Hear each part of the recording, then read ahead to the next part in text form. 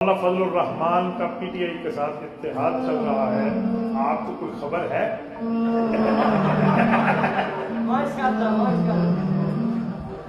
صحافی نے مجھ سے پوچھا کہ آپ مسلم لیگ کے اتحادی ہیں، آپ سے انہوں نے وعدہ کیا تھا کہ ہم اسلامی قانون سازی کریں گے اور یہ کریں گے اور وہ کریں گے اور یہ اصلاحات اور وہ اصلاحات، کیا انہوں نے وعدے پورے کیے؟ تو میں نے اسے کہا کہ آپ نے مجھے کب اتنا سادہ سمجھ لیا ہے کہ میں مسلم لیگ سے توقع رکھوں گا کہ وہ پاکستان کو اسلامی مملکت بنائیں گے اور قانون سازی کریں گے؟ آپ نے کب مجھے اتنا سادہ سمجھا ہے؟ یہ کام اسی وقت ہوگا جب ہم خود اقتدار میں ہوں گے اور اکثریت ہمارے ہاتھ میں ہوگی۔ اب جب ہم دو چار دانے ایوان میں ہوتے ہیں تو پھر ہمیں ایک حکمت عملی بنانی ہوتی ہے کہ اس چھوٹی سی تعداد کے ساتھ اس نظام حکومت میں، اس نظام سیاست میں ہمارا کردار کیا ہو سکتا ہے۔ تو ہم اپنی حکمت عملی بناتے ہیں کہ ہم نے اس طاقت کو استعمال کیسے کرنا ہے، اور پھر اپنے حجت پوری کرتے ہیں۔ جہاں وہ قیام پاکستان سے لے کر آج تک اسلامی قانون سازی کے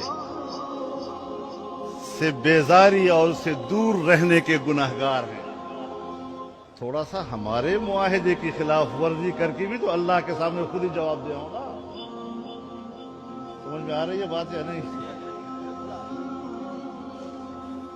ہم بھی آج نہیں پیدا ہوئے، ہم بھی چھوٹے بچے نہیں ہیں۔ سن 1988 سے میں پارلیمنٹ کے اندر ہوں، اور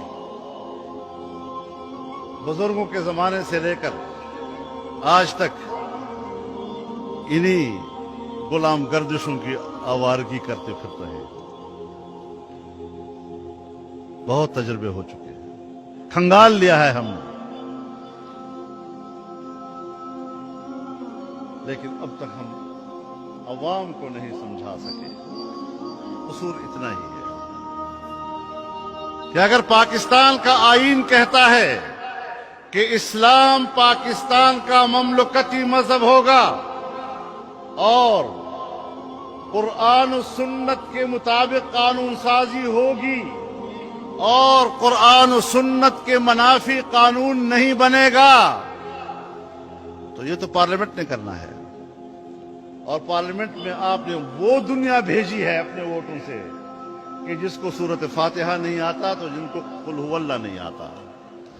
ان سے توقع آپ رکھیں گے کہ وہ قرآن و سنت کے مطابق قانون سازی کریں گے؟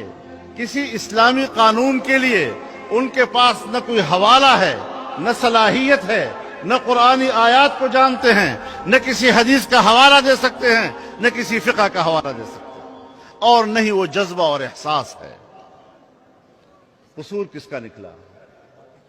قصور آپ کا نکلا۔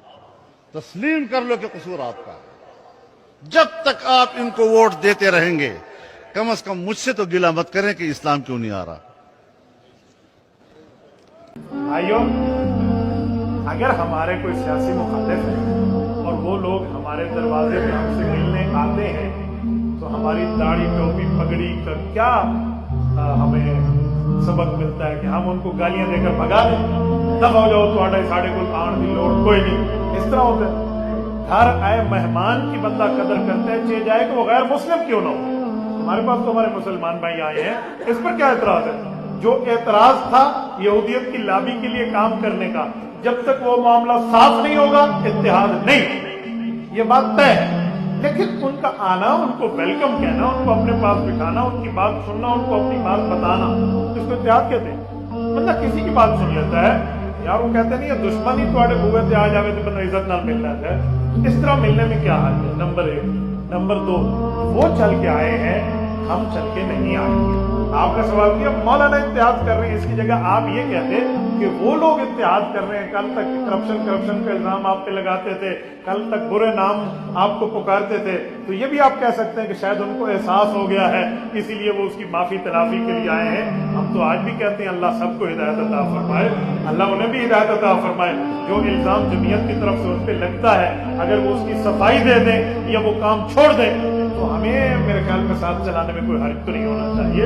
لیکن جب تک معاملات طے نہ ہو, ابھی تو معاملہ بالکل درمیان میں ہے, لوگ کہہ رہے ہیں اس پر کیا ہو رہا ہے, کیا ہو رہا ہے, ایسا کچھ بھی نہیں ہو رہا جیسے آپ نے سمجھا ہوا ہے. حضرت مولانا سے اس دن سوال ہوا کہ آپ اپوزیشن میں بیٹھیں گے, تو اپوزیشن میں تو پی ٹی آئی بھی بیٹھے گی, تو آپ ایک بینچوں پہ بیٹھیں گے.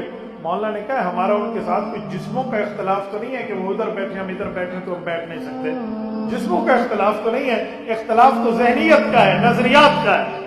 اگر ذہنیت ٹھیک ہو جائے, کل وہ علماء کو گالیاں دیتے تھے یہ بیرونی ایجنڈا ہے کہ علماء کو بدنام کر دو, یہ قادیانیوں کا ایجنڈا ہے, کیونکہ قادیانیوں کو کافر اقلیت قرار, علماء سیاسی علماء